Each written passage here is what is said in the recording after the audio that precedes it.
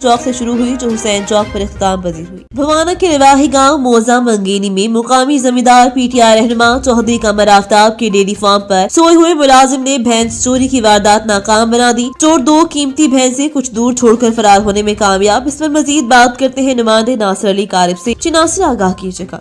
जी बिल्कुल, गुज़श्ता शब वाना के नवाई गांव मंगीनी में मकामी ज़मींदार पीटीआई रहनुमा चौधरी कमर आफ्ताब चद्दड़ के डेयरी फार्म पर नामालूम चोरों ने वारदात की कोशिश की, जिसको डेयरी फार्म पर सोए हुए उनके मुलाजिम ने नाकाम बना दिया। नामालूम चोरों ने डेयरी फार्म पर सोए हुए मुलाजिम को गन पॉइंट रख के दोनों कीमती भैंसों को चोरी करने की कोशिश की। मुलाजिम के शोर मचाने पर अहलदे इकट्ठा हो गए, जिस पर मुबीना तौर पर चोर दोनों कीमती आला नस्ल की भैंसें कीमती खेतों में छोड़कर फरार हो गए।